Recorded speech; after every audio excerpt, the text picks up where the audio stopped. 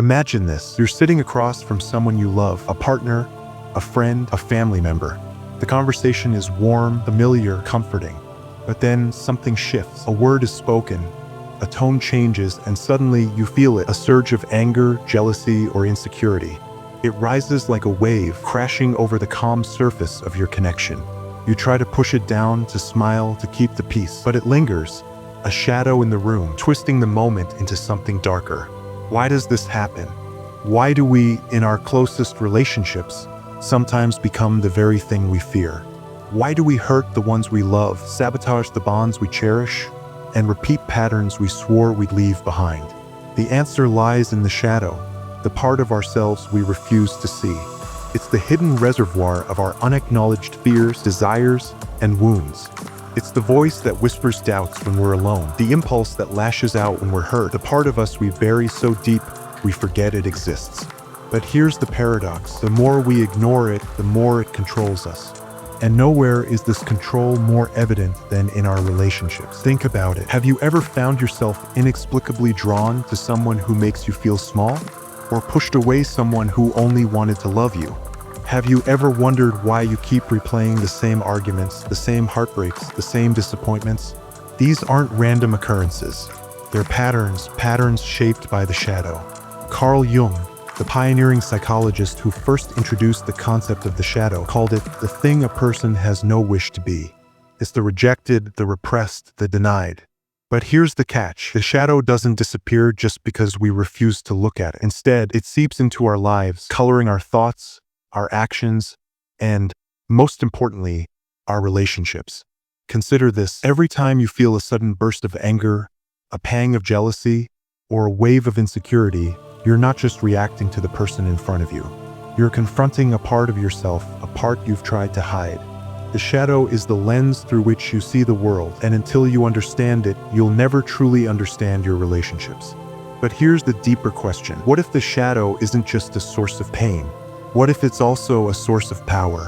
What if, by facing it, you could transform not only your relationships, but your entire life? This is the great question we must confront. How does your shadow control your relationships? And what would happen if you stopped running from it?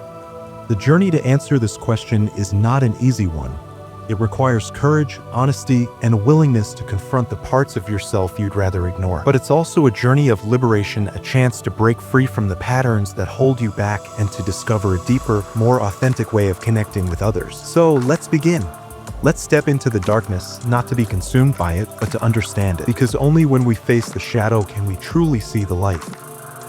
The hidden problem and its psychological/philosophical roots. To understand how the shadow controls your relationships, we must first understand how it forms. The shadow isn't born overnight. It's crafted over years, shaped by the interplay of your experiences, your environment, and your psyche. It's the part of you that society, your family, or even you yourself deemed unacceptable.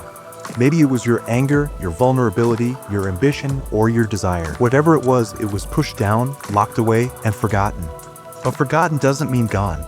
Carl Jung believed that the shadow is formed through a process called repression. From childhood, we're taught what is good and what is bad. We learn to hide the parts of ourselves that don't fit into these categories. But repression doesn't eliminate these traits, it merely buries them. And like a buried seed, they grow in the dark, taking on a life of their own. This is where the problem begins. The shadow doesn't just sit quietly in the depths of your psyche. It acts, it influences, it projects. When you feel a sudden, irrational dislike for someone, it's often because they embody a trait you've repressed in yourself.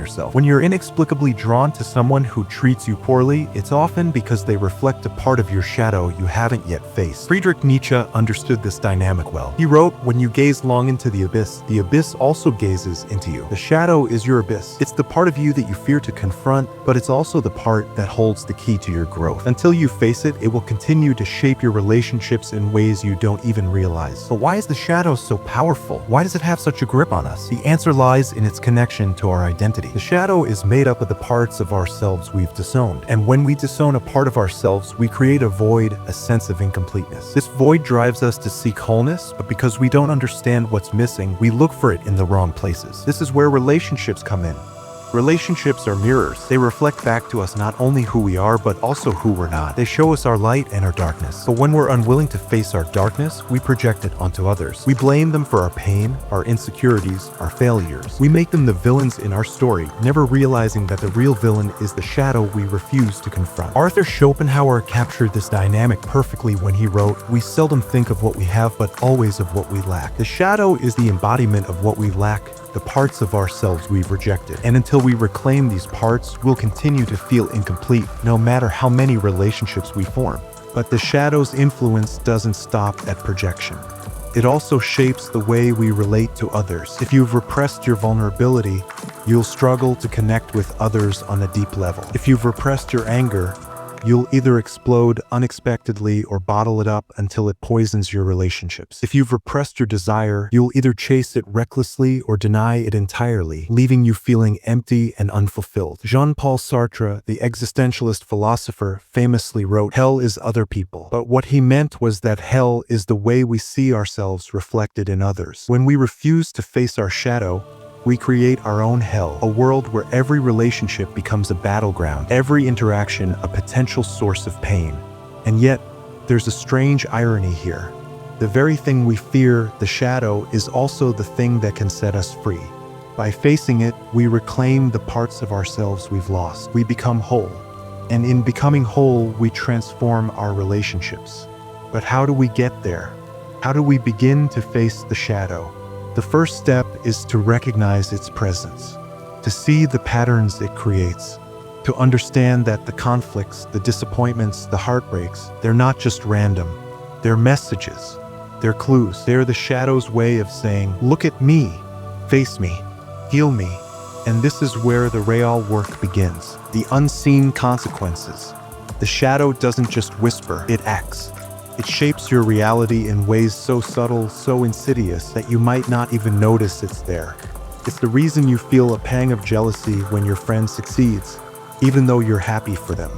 It's the reason you lash out at your partner over something trivial, only to regret it moments later. It's the reason you keep choosing people who hurt you, even though you swear this time will be different. These are the unseen consequences of the shadow, the silent ways it infiltrates your relationships and distorts your perception of reality.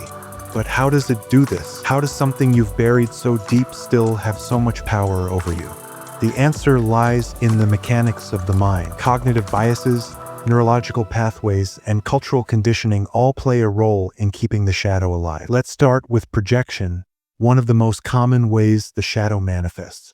Projection is a defense mechanism, a way for the psyche to avoid confronting uncomfortable truths. When you see traits in others that you've repressed in yourself, you're projecting. You're taking what's inside you and putting it onto someone else. For example, if you've repressed your own anger, you might become hypersensitive to anger in others. You might see it everywhere, even when it's not there. Or if you've repressed your own vulnerability, you might judge others harshly for showing weakness. This isn't just unfair to them, it's a disservice to yourself. By projecting your shadow onto others, you're avoiding the opportunity to heal and grow.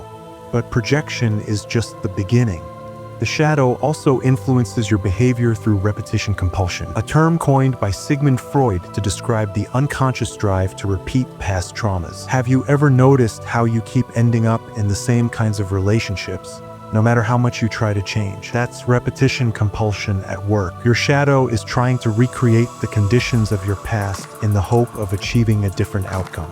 But without awareness, without understanding, the outcome is always the same. Aldous Huxley, in his exploration of human nature, wrote, "The more powerful and original a mind, the more it will incline towards the religion of solitude." But what he was really pointing to was the danger of living in a world shaped by the shadow. When you're trapped in the cycle of projection and repetition, you're not truly connecting with others. You're connecting with your own unresolved pain. And this creates a kind of solitude, a loneliness that no amount of relationships can fill. The shadow also thrives on cognitive dissonance, the mental discomfort that arises when your beliefs and behaviors don't align. For example, if you believe you're a kind and compassionate person but find yourself acting selfishly in relationships, you'll experience cognitive dissonance. To resolve this discomfort, you might rationalize your behavior.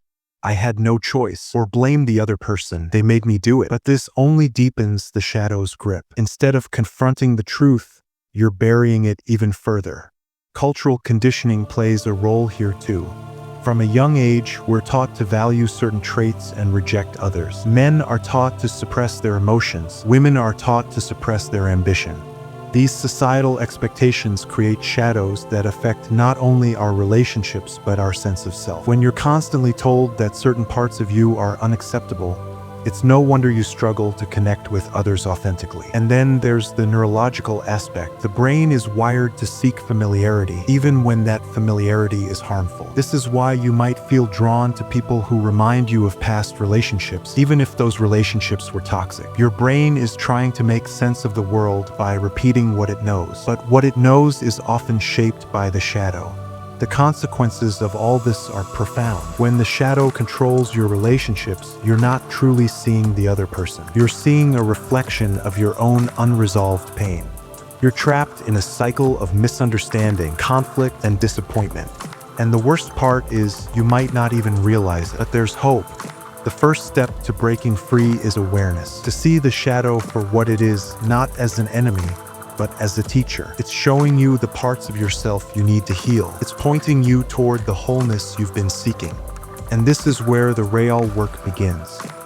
The rebellion, how to break free. Breaking free from the shadow's control is not a passive act. It's a rebellion, a deliberate, courageous choice to face what you've spent a lifetime avoiding. It's about reclaiming the parts of yourself you've disowned and integrating them into your being. This is not easy work. It requires vulnerability, honesty, and a willingness to sit with discomfort. But it's also the most liberating work you'll ever do. The first step in this rebellion is to stop running. For so long, you've been taught to avoid the shadow, to push it down, to ignore it, to pretend it doesn't exist. But avoidance only gives it more power. Instead, you must turn toward it. You must shine a light on the darkness and say, "I see you. I'm ready to face you." Carl Jung called this process shadow work. It's the practice of exploring the hidden parts of yourself, the fears, the desires, the wounds, and bringing them into the light. Shadow work is not about fixing yourself. It's about understanding yourself. It's about recognizing that the shadow is not your enemy, but a part of you that's been waiting to be acknowledged. So, how do you begin? Start by paying attention to your reactions.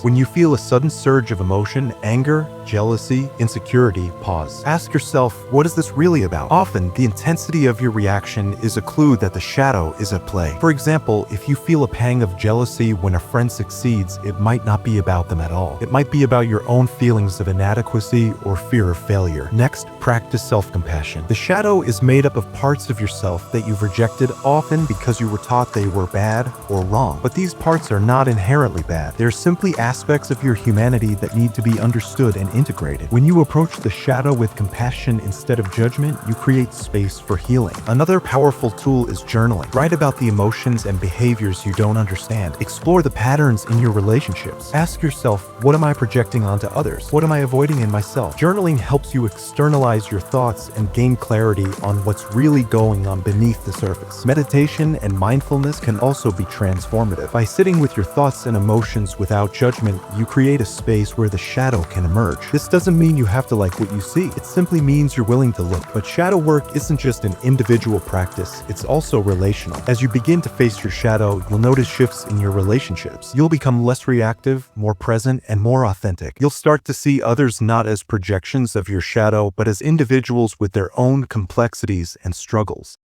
This is where Viktor Frankl's insight becomes invaluable. He wrote, "Between stimulus and response, there is a space. In that space is our power to choose our response. In our response lies our growth and our freedom." Shadow work expands that space. It gives you the power to choose how you respond, rather than being controlled by unconscious patterns. But breaking free from the shadow's control isn't just about personal growth, it's also about societal transformation.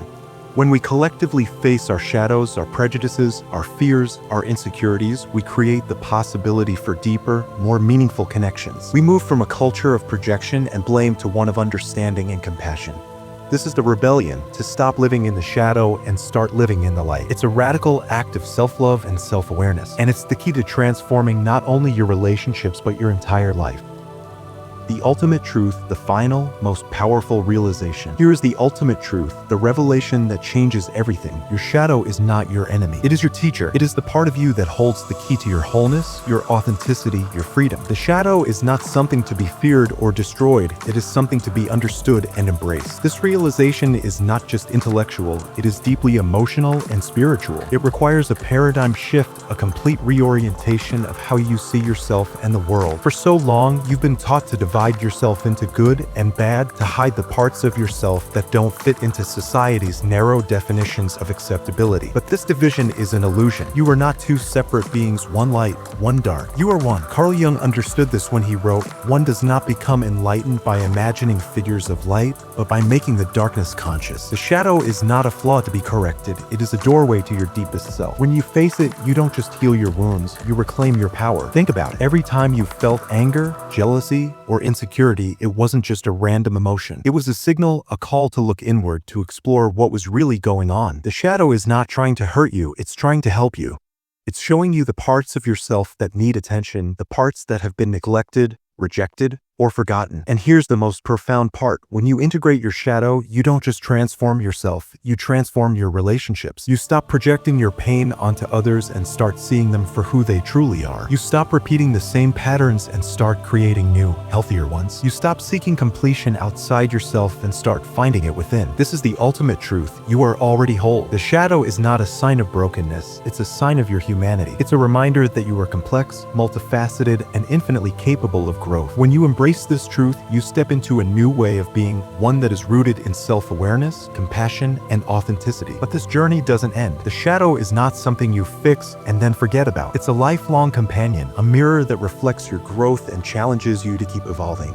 Every time you face it, you become a little more whole, a little more free. So, what does this mean for you?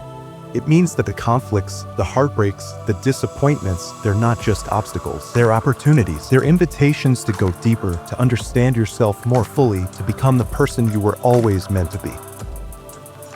And this is where the real magic happens. When you stop running from the shadow and start embracing it, you discover a profound truth. The darkness is not the absence of light. It is the birthplace of light. It is in the depths of your shadow that you find your greatest strengths, your deepest wisdom, your truest self. This is the final, most powerful realization. Your shadow is not a curse. It is a gift. It is the part of you that makes you human, that connects you to others, that gives your life meaning. When you stop fearing it and start embracing it, you step into a new way of living, one that is rich, authentic, and deeply fulfilling. So take a moment, look inward. What is your shadow trying to tell you?